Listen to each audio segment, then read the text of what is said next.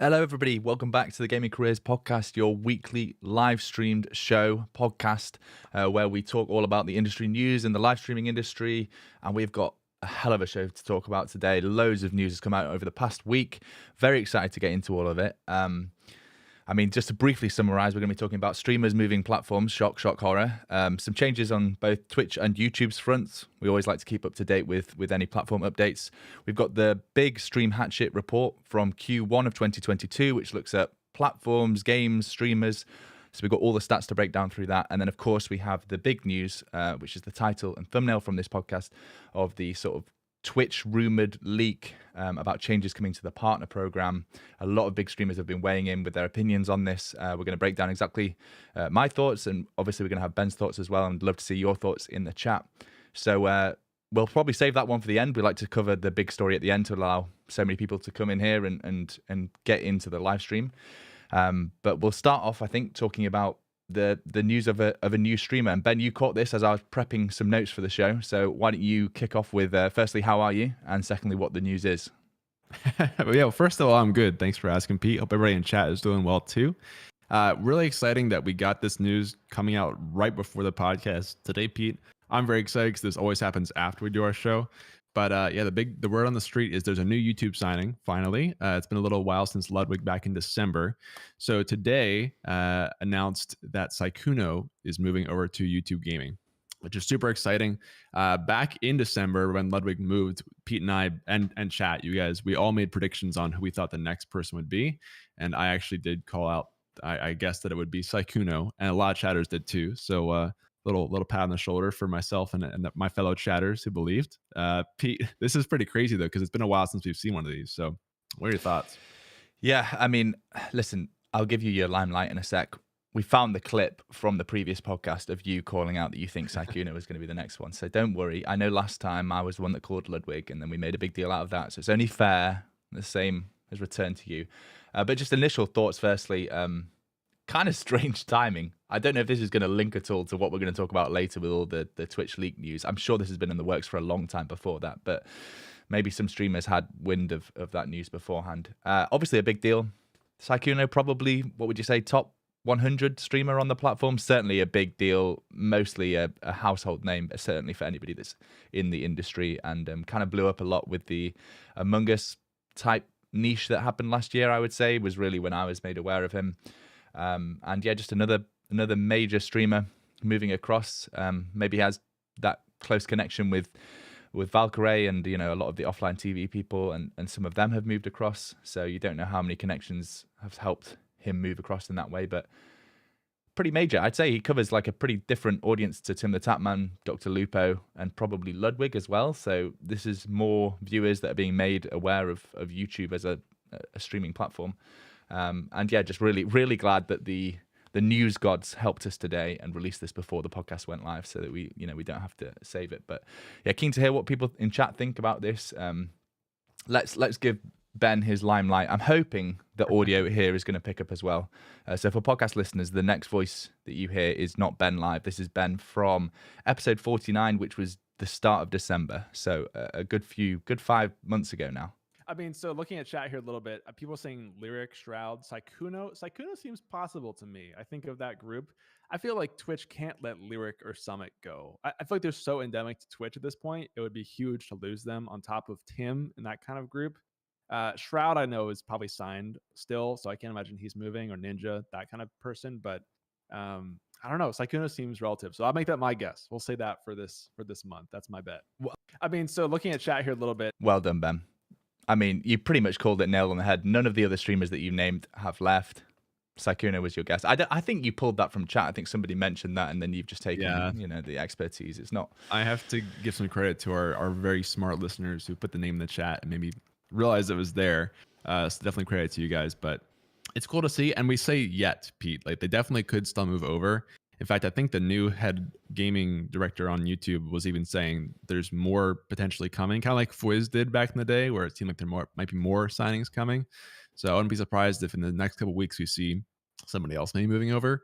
I don't know if it's going to be in that same circle, like you said, as Sykkuno and Ray, or something totally different. But again, I'm all for seeing more of this happening, especially in light of what we're going to talk about later today with Twitch and everything else going on. And It, just real quick for your question, I think Sykkuno was 118th most popular Twitch streamer around there. Atreyo said 161st. So in the top 200 streamers on Twitch, which is a big deal to take away. yeah, some things that I'll pull in from chat. A couple of people never heard of Sykkuno, which I think is totally fair. I think if you're going to be being able to remember 161 streamers, then maybe you spend far too much time on the internet, which is the case for both Ben and I. So not surprising that some people haven't heard of them, but to be in the top 500 streamers on Twitch, you're way at the top of that pyramid. Probably averaging over 5,000 viewers easily per stream. So well done, Ben. Credit to you. One last thing to share: Zach pulled some more stats in a sort of follow-up tweet. Averaged nearly 15,000 viewers over the last 30 days, which makes him the 118th most popular streamer by viewership. And over the last year, those numbers kind of hold up, averaging 26,000 viewers, making him the 161st most popular streamer. So, we're talking about a big streamer here. It's definitely news. It's not to the same level, I don't think, as Ludwig, Tin the Tapman, Dr. Lupo, probably even Valkyrie, but still big enough that I think it's significant. And as we get further on through this show, I wouldn't be surprised if we see more streamers in that top 200 moving across. Let's cover quickly, like we always like to do, any little platform updates, Twitch and YouTube. Obviously, a lot of people watching this show, listening to this show, are streamers on those platforms, and we want to make sure that we cover any news that comes out about those platforms so that you're making them the most of the features. And I'm really sorry to say to all you Twitch streamers, that feature that you use every single week, it's disappearing, and unfortunately that is the Friends feature. Ben, were you aware that there was a feature called Friends on Twitch? I mean, I think I saw this like maybe 10 years ago and just thought it had already been discontinued. So to see this come up in my newsfeed that they're removing the Friends feature, I was like, this is still a thing? Like, can you still whisper Friends on Twitch? Yeah, you definitely can still whisper Friends, to my understanding, because that's a different feature than Friends. I think when Friends came out, it was actually kind of cool because at least for your first couple friends, you could see them on your sidebar and what they're watching or streaming, and that was nice. Until, if you were like most streamers, I would say, you started building up a very large category of friends, and then suddenly I never used the feature really because it just was filled with random people that would add you. A lot of times bots and things like that would use the friend request. So I'm not really sad this is gone, Pete. In chat, maybe you guys use the Friends feature, but again, Whispers isn't going away, to my understanding, and that's like the core function. That's the DM function of Twitch. So I'm not too worried about it, but maybe somebody else here is, Pete. Let's for the podcast listeners, let's cover exactly what's been shared. So if you go to the learning about the Friends feature help article on the Twitch sort of how-to guide place, they've released a statement saying, "We launched Friends to help viewers connect with one another, similar to the connections between creators and viewers. Today, we see the best viewer-to-viewer connections to Twitch happen when we experience live moments together on a creator's channel, with very few viewers regularly using Friends to actively connect with each other.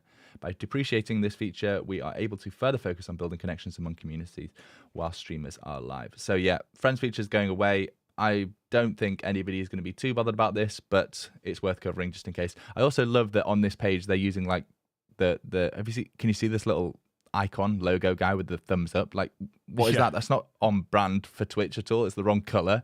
Is this like an old Twitch logo or something? I've never seen this before. It feels familiar at the same time as like I have no idea why they're using that. Is that like Super Meat Boy or something? I think he's a gaming character. It might be. That's why it seems familiar to me. Maybe I've seen it somewhere. Anyway, someone on chat is going to make me. There we go. It is Super Meat Boy. Even Nathan's in the chat, tuning in from Australia and letting us know it's Super Meat Boy. So I just don't know my games clearly. That's it for Twitch news, isn't it? There's one tweet that we wanted to share from the guy that developed this feature, Brian Veloso, basically throwing shade on Emmett because he never wanted this feature to exist but was asked to make it. And apparently, I think the follow-up tweet he says here, he was the original designer of Friends, would have rather worked on improving Whispers like the other 5 parts we had planned for it, because they said we would, but we moved on to Friends instead because we needed to copy more things from Facebook. So yeah, I quit. So this is like classic feature request coming from the CEO. This is when like you need to take a step back if you're running a company and not be the people suggesting features. Like, let the features come from the teams that are responsible, from the users that are using the platform. Friends came about because they wanted to copy more features from Facebook. And this is way before Facebook was a live streaming platform, right? They just wanted to make Twitch more like Facebook, I guess. But it always interesting to see, from the inside of Twitch, any little tidbits of how the company is run. So I thought we'd share that because, even the developer who made it didn't want to make it. Okay, I think shortly after. I just want to say that. Yeah, quick. Yeah, exactly. Probably getting too many feature requests from the CEO himself. Yeah. Do you want to go on to the YouTube platform updates? Again, I think it's relatively quick to get through. Yes, this one's super quick. We have one creator insider video to go through for YouTube. And there were a couple of small things. I think the only real notable thing, in my opinion, from this video was that Super Thanks is now open to all YouTube partners in the program. And the other half of it is that if you are someone buying a Super Thanks, you can now customize it. And I think there's an image here, Pete, from Chen or Lester, who's the new, I think he's filling in for Fwiz, to my understanding. He's the new leader of YouTube gaming. So he's got some screenshots actually of what this kind of looks like.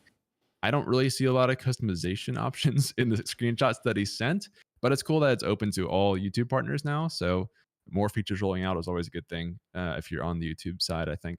Any thoughts on this for your side, Pete? I mean, it's just good when features roll out to both more creators and to more countries to actually be able to use it. So this is now available to all 68 locations, which I think is what the YouTube Partner Program supports in general. So it's always a bit weird when we have to talk about features or updates, and then we have to caveat it with this is only rolling out to the US or only rolling out to partners.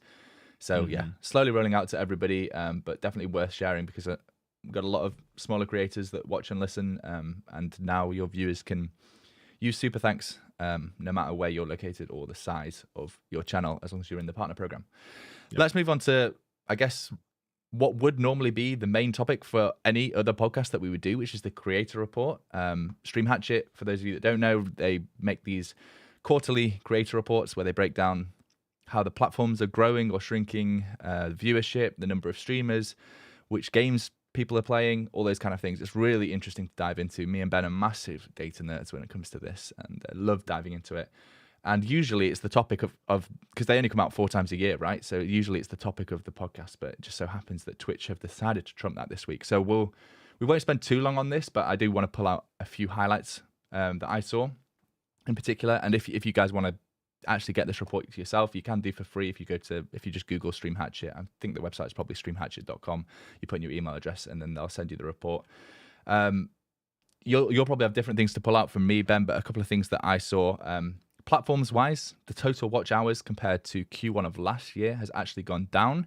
I don't know if I'm massively surprised about that because the pandemic for Q1 of last year was like, this is lockdown, a lot of people streaming, a lot of people at home, not working, watching streams.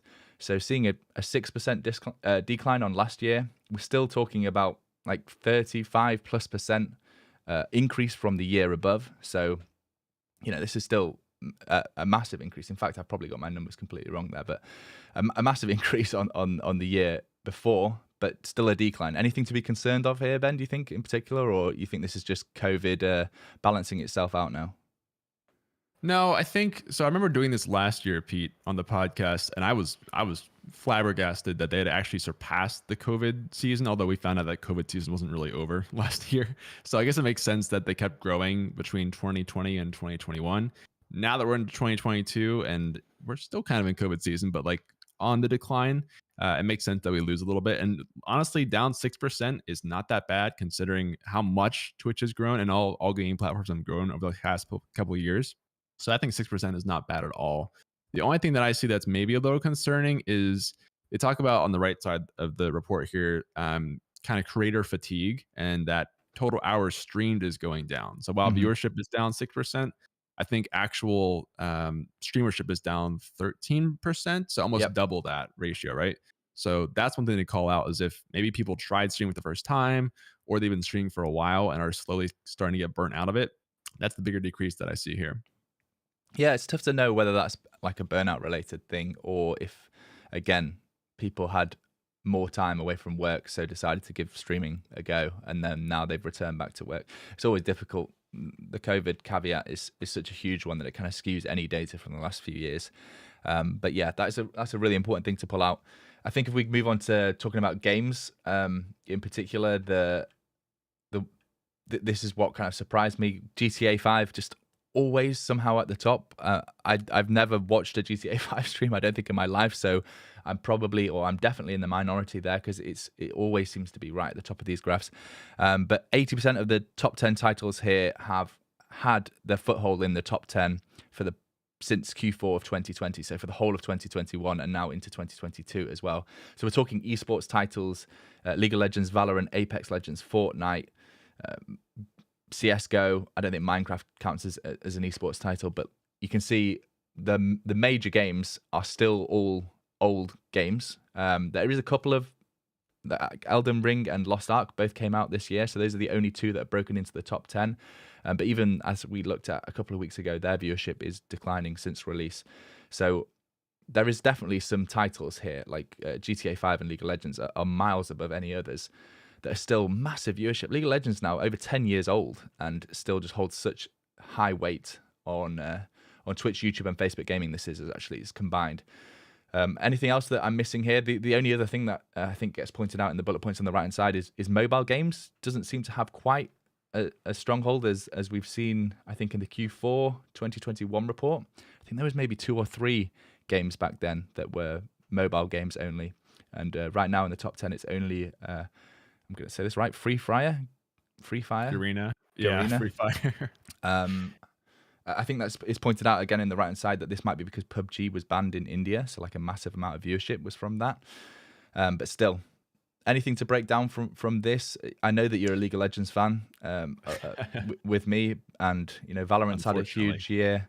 Apex Legends again has had some updates. Fortnite went out of the building version, so that's had a massive resurgence.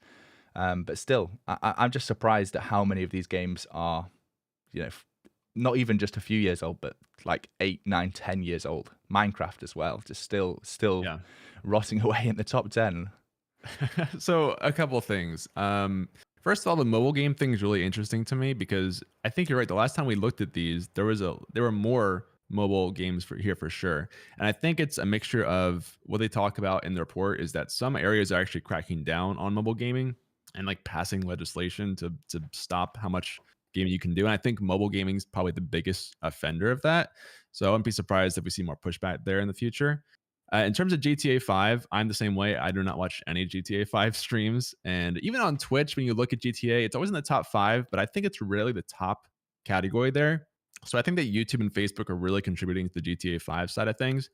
It is the second most selling game, I think, of all time, if I have my data right. And Minecraft's number 1. So kind of makes sense that they're in the top 10 here. Maybe GTA is more of a not an overdone game compared to Minecraft at this point. So I think those will be there for a while until we get sequels someday for GTA.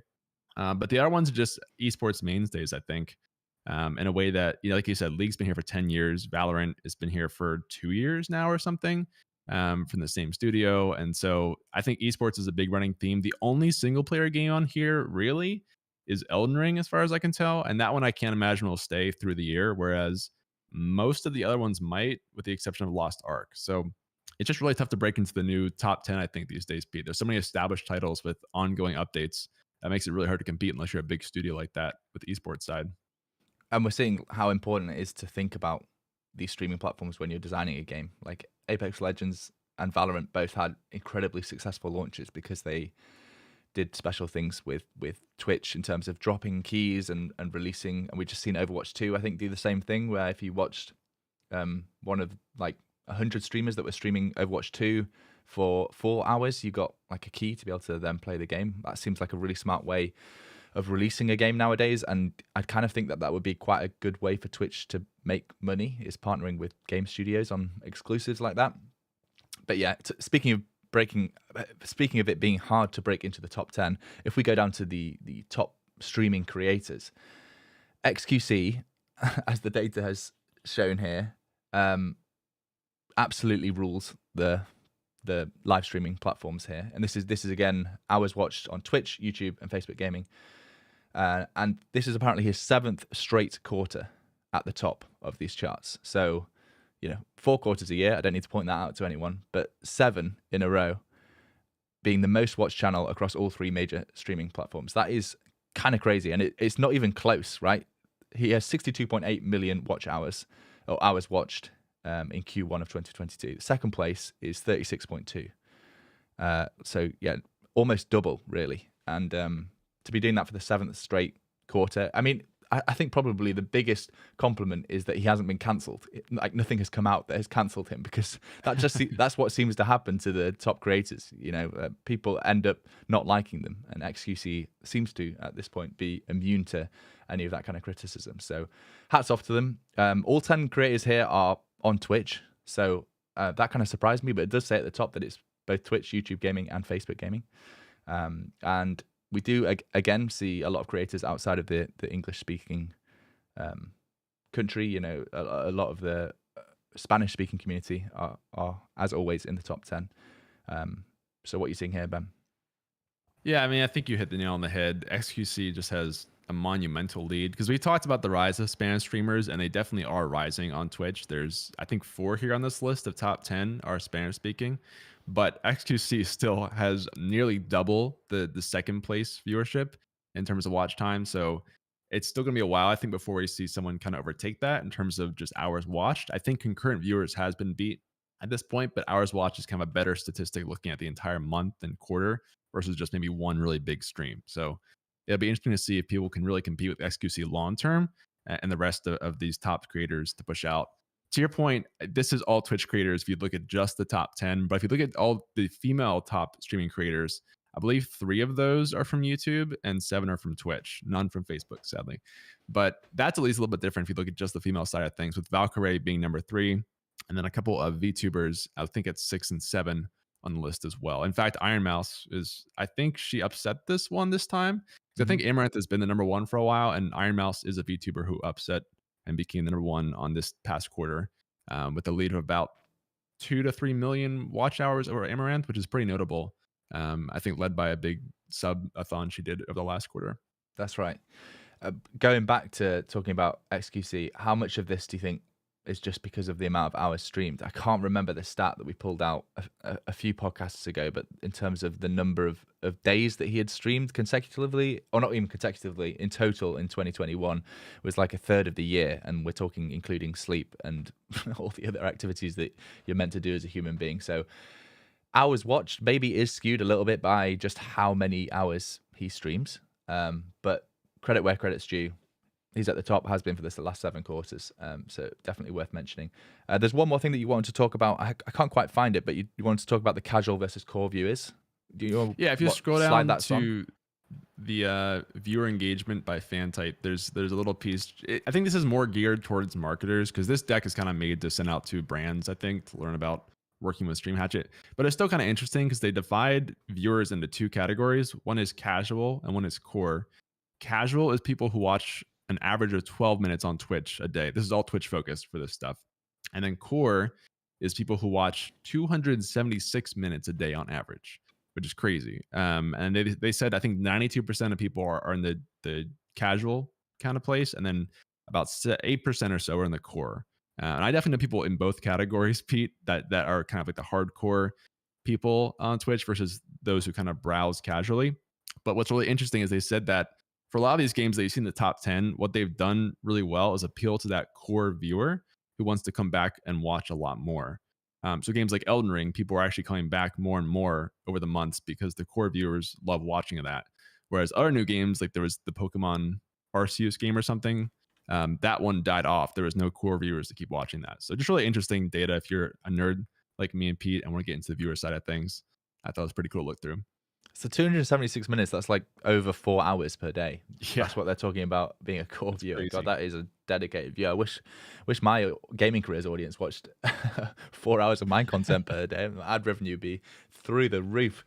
I mean, just it's such a great report to break down. I feel like maybe we're in the minority wanting to dive into this into so much detail. So I would recommend anyone else that is resonating with what we're talking about, either listeners or people watching live, go and check out the Stream Hatchet report. We'll always cover it because it's always interesting. It's one of the only places that we can get this kind of information. But there is a bigger topic this week, and I think we need to dedicate a big portion of the show to it. So we're going to talk about Twitch leaks, and this all started basically with a tweet and a Bloomberg article that kind of came out hand in hand. We've got the tweet to share on screen here, so anybody that hasn't seen it, I mean, if you're active streamer with a Twitter account, I'm sure somebody retweeted this or shared it with you. But to break it down for people listening on the podcast, there's a few things that are being considered for the partner program, and it's got to be made clear that this is not directly from Twitch. This is a leak of some sorts. Twitch haven't communicated this themselves, and they haven't even spoken about it at this point. So you have to take everything that's said with a grain of salt. But I think there's probably been enough like inside sources, streamers sort of saying that they've heard rumors of this, that I think there's definitely some truth behind it. So the ideas within this restructure of the partner program are, and there's 5 of them, incentives for more ads, a new revenue split reduced from 70% to 50%, new tiers system for partners, no more exclusivity, so you can stream to different platforms, and the changes could be implemented as soon as this summer. And the Bloomberg article, again, kind of breaks this down in a little bit more detail, and talks about some of those in a bit more detail. I definitely recommend checking that out as well. You want to send as much traffic to articles like this as possible so that Bloomberg realize that it's worth reporting on. But let's break these down one at a time, Ben, because there's different things to be annoyed about, but I also think there is some good news in this. Well, there's one bit of good news in this, and the rest are bad. So let's go one at a time. So incentives for more ads. When you think of Twitch, is there any part of you, from the viewer's perspective, that wants more ads? Absolutely. I cannot get enough ads, Pete. I need more ads in my life. Yeah, so this is maybe not the biggest one from this list, even though really it's a big one for sure. And it's very vague, sort of. We don't know what this is going to be, right? It's just a leak. But incentives for more ads. So at face value, that looks like there's going to be more ads on Twitch, right? At the end of the day, whatever that looks like. Now, there could be some upside to that in a way for the creator if they give a better rev share on the ads. I've heard just how drastic the difference is between YouTube and Twitch on the ad cut for creator. So if you actually have a better cut, that could be nice for your income. But of course, the viewership experience with ads right now on Twitch is basically unwatchable for a lot of people. And I know a lot who use ad blocks and even pay for turbo, stuff like that, just to avoid the ads at this point because it's so wild.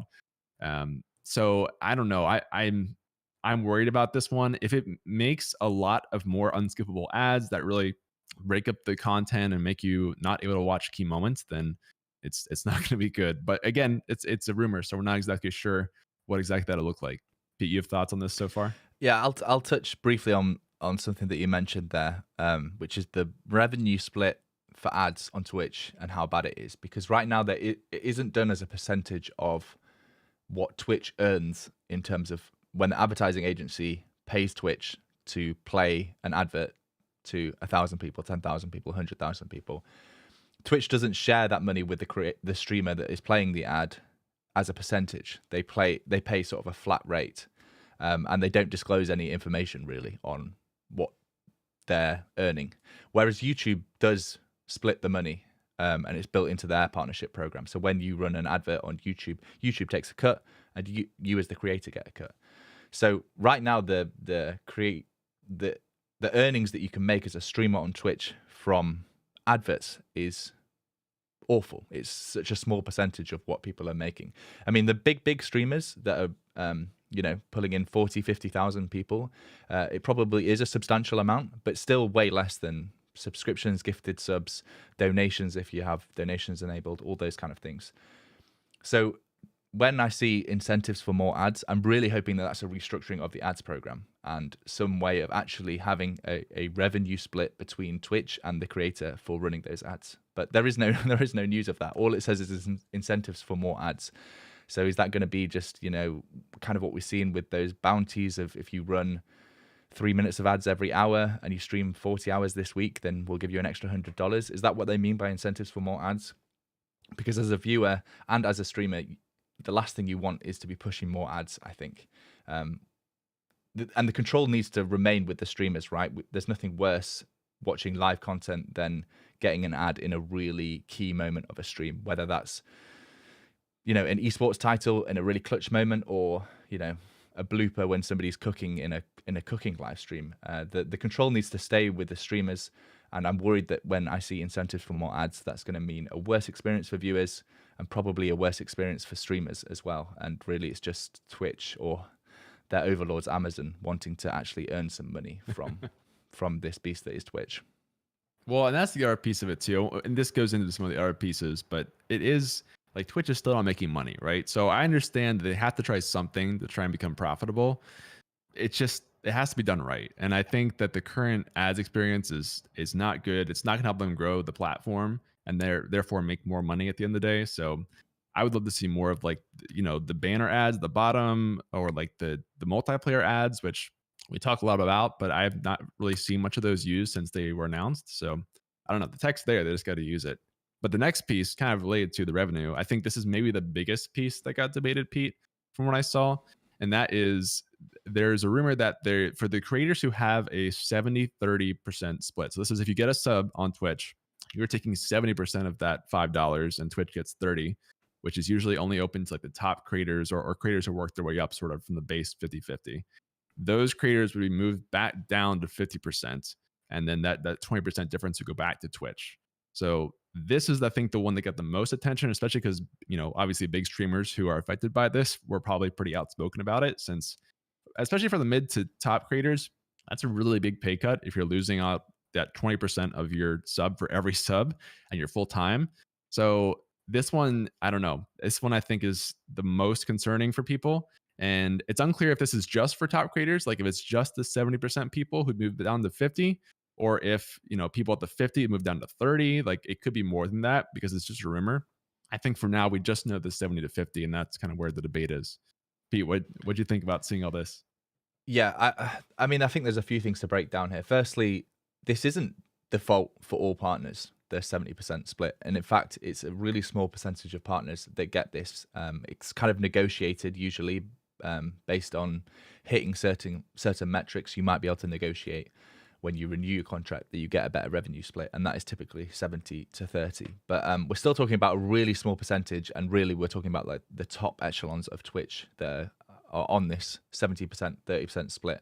So I don't want people thinking it's all partners that get this, because it's not. The default partner contract is this kind of the same as affiliates. It's 50-50. So yeah, this is something that I've heard Twitch has been trying to cut back on anyway. A lot of the creators that are already on 70% split that don't have huge viewerships are because they're kind of grandfathered. They've been partners for 5+ years, and it was like one of the incentives a long time ago, and it was fairly easy to negotiate, but it's certainly not standard. But yeah, this is affecting a really, really small portion of creators, but also kind of in some ways from Twitch's perspective, like the most important portion. They'll definitely think of the top echelons as the important ones because they're the ones that hold a lot of the viewership. So you don't want to piss these people off, because these are the people that taking a 20% pay cut on a substantial portion of that pie of income, which is subscriptions, gifted subs as well, is really significant. I think I saw some people doing the math on like the biggest creators with hundreds of thousands of subs, and this can be like, $500,000 by the end of the year, how much the extra money they are losing if they go down to 50% revenue split. So that is enough definitely to be considering moving to a different platform. So yeah, I saw exactly the same as you. I saw a lot of people talking about it. The people that were really outspoken were probably the people most affected. I've also seen the other side of it being like, this doesn't affect me. It doesn't affect the largest number of creators on the platform. But we are talking about partners here. So this is already outside of the affiliate agreement anyway. So yeah, it's going to be significant if this does come into play. But at the same time, I think Twitch is going to be really careful about how they speak about this, because they don't want all of their big creators leaving. And this probably is big enough news to piss them off to leave to a rival platform. I mean, it kind of ties into the no more exclusivity. So let's just jump straight into that. I know that we're skipping probably the most boring bullet point from this, but no more exclusivity. This is the only good change in this lineup, unless incentives for more ads also includes like some kind of revenue split. No more exclusivity. I heard Devin also speak about this. Like, exclusivity is the most stupid part of the Twitch contract. The fact that it comes in at the affiliate tier is pure evil from Twitch. Like, there's no other way to say it. They've made the affiliate tier so easy to reach. Streamers get really excited because they're streaming and all of a sudden they affiliates and they can start to earn money. They're made to sign a contract that makes sure that they can only live stream that content to Twitch, and they can't even post that content to YouTube for 24 hours. Like, it's just bonkers that this exists, and it is in no way good for the creator. Like, there is no reason why exclusivity is something that a creator wants. It's purely from Twitch's point of view to make sure that people feel that they have to stream to Twitch, and Twitch is the only platform that they can stream to, and it's to try and stunt their growth on other platforms. I'm convinced on that. So this is a good change. This is a change that should happen regardless of whether this whole partnership restructure should happen. It should definitely happen at the affiliate tier, and it should happen at the partner tier as well, if I'm being completely honest, because it's just, in my opinion, it's pure evil from Twitch. It should never have been included, but it's been there since the very beginning. It's been there from, I think, 8, 9, 10 years ago when the partner scheme first came in. So no more exclusivity would be a huge change, I think, for Twitch. What do you think, Ben? Yeah, I think this is the one potentially good thing out of this entire list, right? And like you said, it's kind of an archaic system that's just been on there, and I think it's just been kept around. But at this point, they're the only platform that really does it outside of, like when Sykkuno moves to YouTube, that's paying for exclusivity. But for most people, right, having exclusivity is only on Twitch. So if they were to remove this, that's a game changer. And I think if you're an affiliate, looking at this list overall, it's actually not as bad as you think, assuming that it comes out the way that it shows. The bad side is ads. If ads are forced, then that sucks.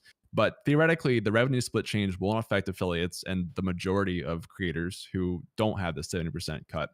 If you get exclusivity too, then that's a huge boost to your discoverability, especially for that small streamer who hasn't really been able to kind of break out yet. Like, one thing I would love to be able to do is to simul stream on TikTok and push to Twitch, which I think actually is just great for Twitch as a platform. So I'm kind of surprised that they still have exclusivity, because a lot of times when people are streaming and multi-streaming, they're pushing people to Twitch at the end of the day. So theoretically, that's all these people who are marketing for you on other platforms to get more users to the site. So I think there's still a lot of upside there. I get why they're hesitant to do it. But yeah, I mean, at this point, it just feels so ancient and just kind of evil, like you said, on Twitch's part. And so I really hope they push through that regardless of the other platforms. I think it'd be a game changer for any people, even bigger streamers, right? But especially smaller streamers just need all the coverage you can get to try and grow your audience at the same time.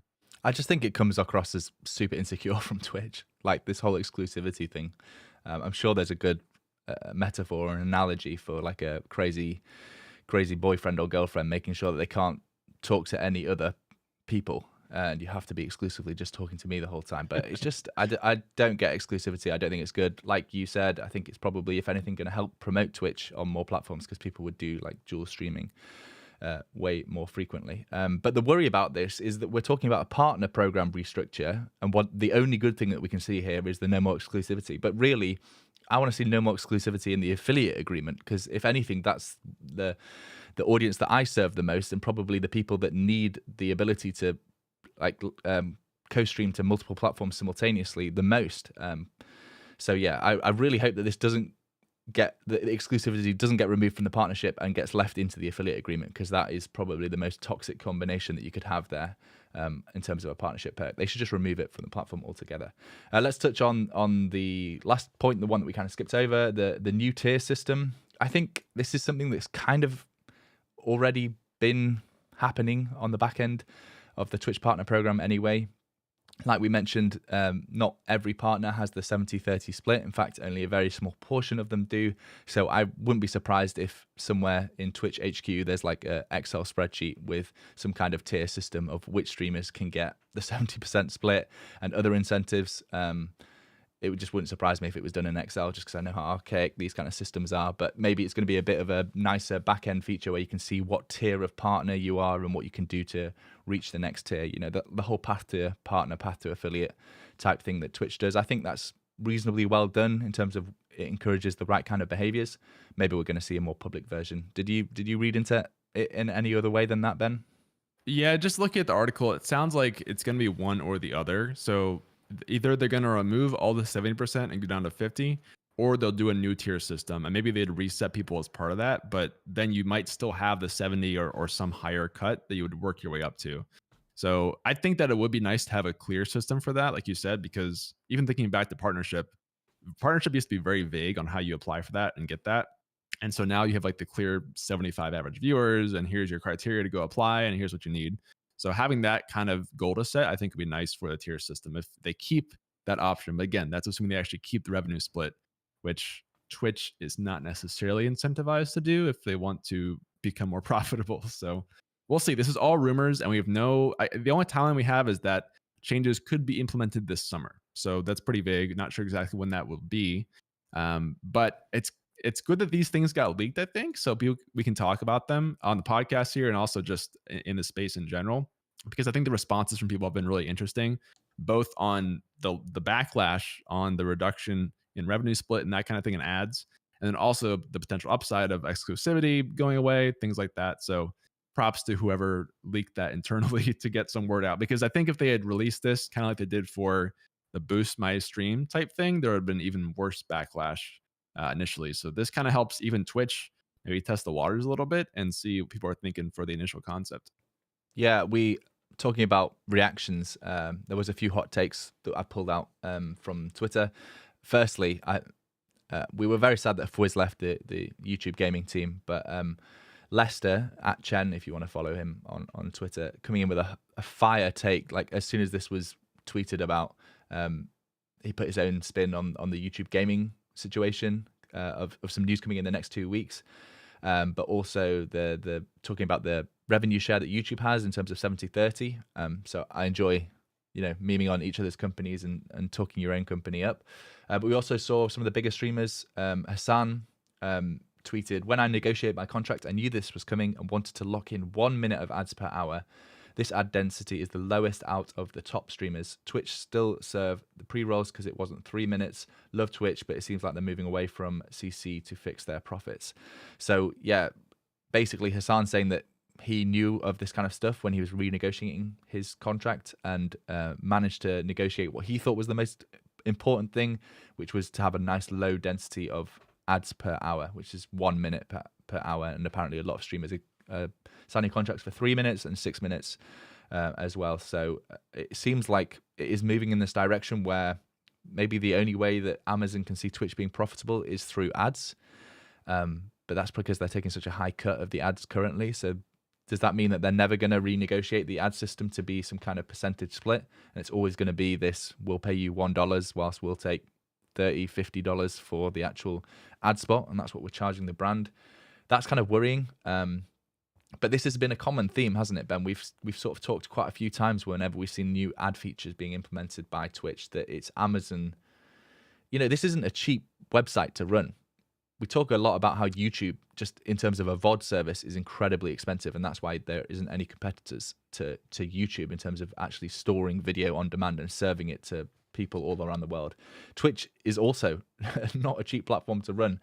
Live stream video and doing all the encoding, that is expensive. And Amazon bought it for what was it? Close to $1 billion a number of years ago. And maybe it's at that point now where they want to start seeing some profit from that. Yeah, I mean, it's fair, right? At some point, Amazon's going to come knocking and ask if their investment is going to make a return. So again, I get why they need to make money. I don't think anyone disagrees with that fact, because otherwise we're not going to have Twitch at the end of the day. But just the execution has to be better. And I think there was one more tweet I pulled out from Pokey, which, going back to what you said about them announcing new ad formats, right? The funny thing is, I feel like people don't even realize that there are new ad formats, because Pokey here, I'll just read her tweet really quickly. She said, in my opinion, Twitch should just implement ads that don't directly interfere with the stream. Sidebar, picture-in-picture, underlay, etc. I understand advertisers are essential to make a platform profitable. That's what we just said. But interviewing with the viewer's experience isn't how they should go about it. And that's the thing. There are ads on Twitch that do this, right? There's the minimal one that pops up in the bottom. There's multiplayer ads. There's other ways to do ads, but Twitch doesn't use them as much as the main in-stream ad. And B, even streamers don't even know they're out there yet. So I think those are some of the biggest problems. The other part of that probably is that I would guess advertisers don't want to pay as much for the little skinny banner ad versus the actual ad that you have to pay attention to on the stream and you can't look away from for the content. So, but like, it still doesn't feel like it solves the problem on Twitch. And just looking at YouTube's way of doing things with having skippable ads and I think a much wider ads ecosystem with how you even get to advertise on Twitch. Like one way I think it seems like they can make more money is just by opening up the service to more people because Google's AdSense is completely self-service for you on YouTube. If you want to go advertise on YouTube or Google, you can do that yourself. Versus on Twitch, you actually have to write to their marketing department and form a relationship and work out a contract. And so I feel like there's a lot more people that could just be using the platform and better formats on Twitch in general. So I hope we see more of that. And I hope that streamers like Pokey and others will push for those other formats that are out there that aren't just getting used for creators right now. And that's maybe a massive advantage that YouTube has. Like it already has that ad network in place. So when it comes to advertisers wanting to advertise more and more on live streams, they already have that system set up. Whereas like you said with Twitch, you have to go through various hoops even to get an advert running on Twitch. I mean, I'm really keen to see, there's been loads of chat. It's been so hard to actually keep up because we've been just trying to get our own opinions out on this, but keep the chat coming. We're going to pull out some comments for sure. Ben, I want to know from your perspective, how you think this news, so if we go back to the original tweet, because that's the best summary of it, I think that we have, how this news affects streamers at various levels. So let's put 3 buckets out there. We've got affiliates, so not necessarily new to streaming, but people that are streaming in the, let's say, sub 50 viewer category, which is a huge portion. And some people have aspirations of growing to partner. Some people are just doing it to share gameplay with friends. But let's put them into one bucket. So affiliates or sub 50 viewers. Then we've got partner streamers that are probably on the cusp of making it financially viable to go full time. So this is this pay cut probably doesn't affect them because they're not on the 70% already. And then the big streamers, the top 1,000 streamers, let's say. So let's start with affiliates. Does any of this affect affiliates? Is it, maybe their dreams of one day becoming a 70% partnered streamer, it does kind of crush them, but the rest of them, especially no more exclusivity, that's got to be a good thing if that filters all the way down to affiliates. Yeah, so a couple of things. First of all, it definitely affects affiliates. Obviously, the 70% revenue split does not affect you off the bat. I do think it sets a bad taste for, like, if you have the goal to become full-time eventually and then work your way up to a higher cut and things like that, knowing that you can't do that is kind of sad and maybe just is a bad sentiment for the whole platform. But in terms of what's actually going to hit you on day one, if these effects go into effect, you're not going to have any change to revenue split as far as we know, still 50-50. You will get more ads potentially, maybe a better cut of ads, which could be an upside, but maybe also more unskippable ads, which is bad for your viewership.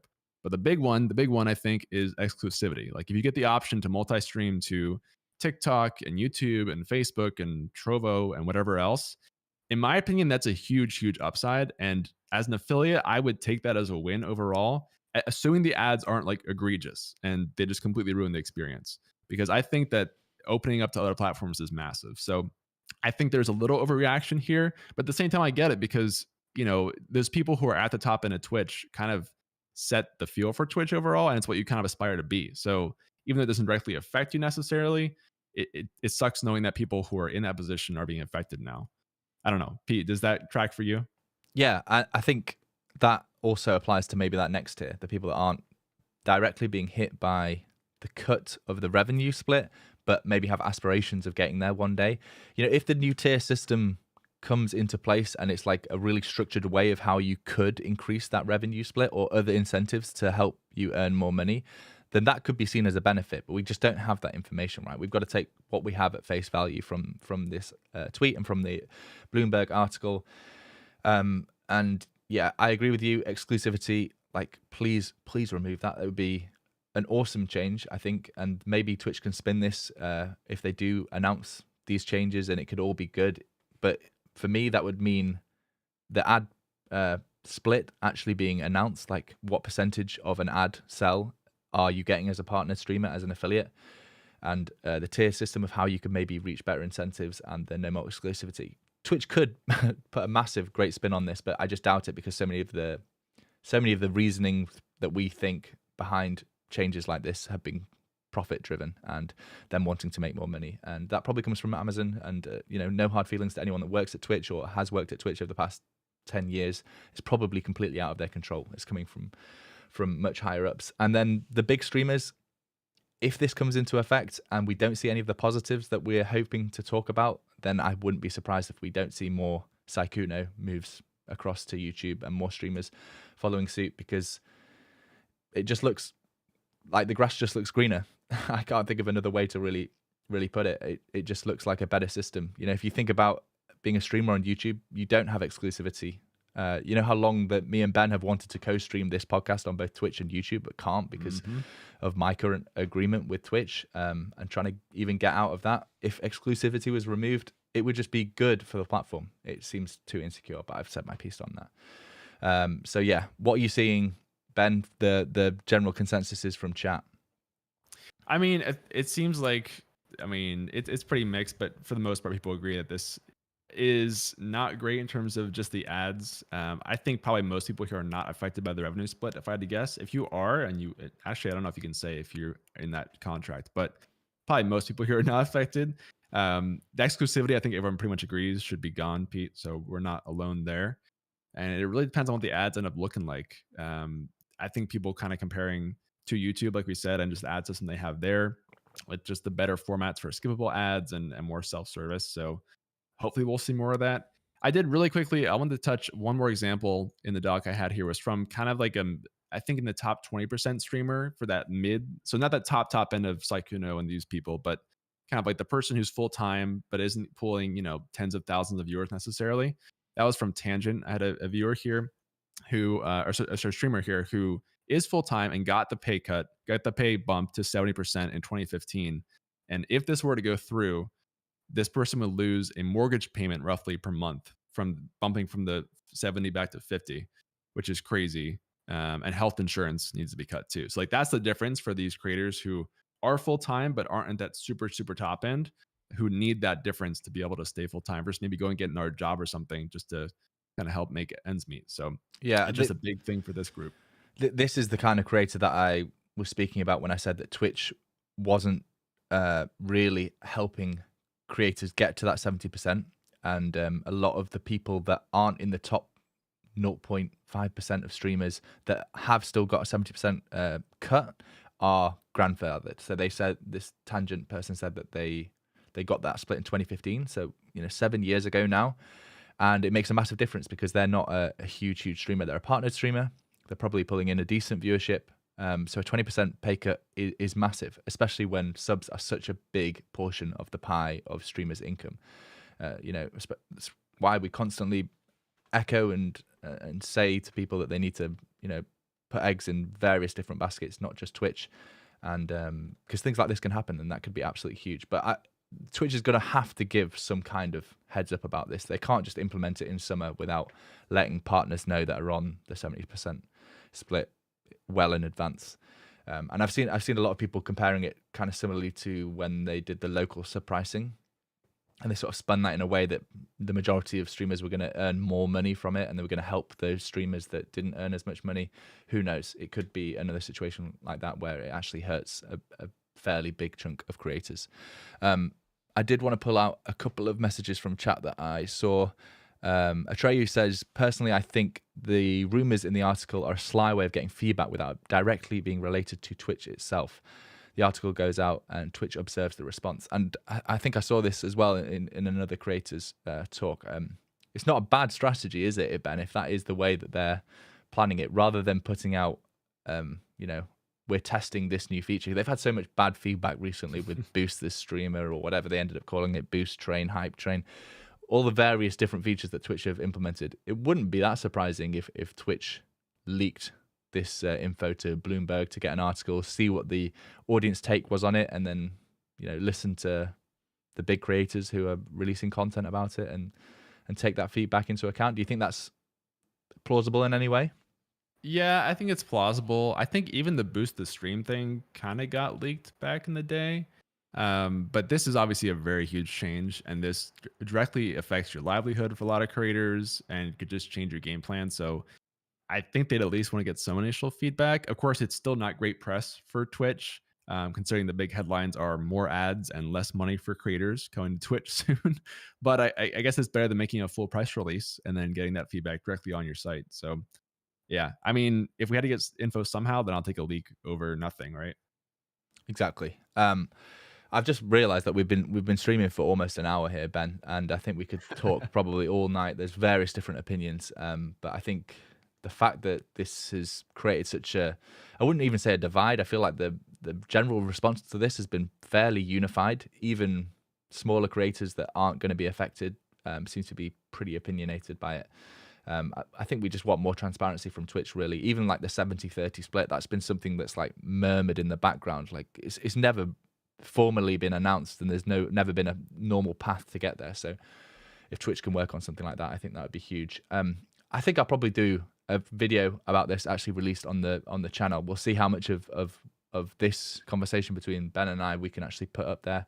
Hand it over to Chris, the Defrag, the editor, and see what he can make of it. Maybe we can just get a standalone video done. But it's big enough news, I think, to talk about. And there are a lot of partners that subscribe to the channel that maybe haven't seen the news and want to weigh in with their own opinions. So massive thanks to everybody in chat. The conversation there has been crazy tonight. We've had a whole load of viewers. We saw at the start of the stream people tuning in from all around the world. So it's been amazing to see so many different opinions. We usually do try and pull more questions and things in from chat, but just so much to talk about this week. I'm sure when we have a smaller news week, we can bring this conversation back up and get more of your opinions. But I think to respect both your time in the afternoon, Ben, and my bedtime over here in the UK, we should probably wrap this up. Any final thoughts? You want to wish Sykkuno well on his way as he transitions over to be a YouTube streamer tomorrow? Yeah, his first stream is tomorrow, which I love that they do that. They announce it, and the next day they're live on YouTube, which is awesome. But speaking of which, I mean, we'll keep you guys updated on what's going next. I have a feeling we'll have another YouTube creator moving over or something from YouTube based on the teases that we've gotten so far. And then if these rumors from Twitch do end up coming out, maybe we get some other rumors or some actual announcements coming out in the summer, then we'll definitely have those in the podcast too, as soon as they're breaking. Hopefully they come out before the podcast, Pete, and not right after. We've been lucky this week. Hopefully it stays the same way. Exactly. Keep releasing news Monday, roughly 2 hours before the podcast, so I have time to change the thumbnail, all those kind of things. As always, thanks to everybody that's tuned in live, everyone that's listening to the podcast. Leave a like on your way out of the live stream if you're watching it on YouTube, and if you're listening to a podcast and you go on a platform that allows you to review it, Spotify, Apple Podcasts, please do leave us a review or a 5-star or a thumbs up, whichever you can. Just help spread this podcast out and helps me and Ben realize that this is a good thing to keep doing every single week.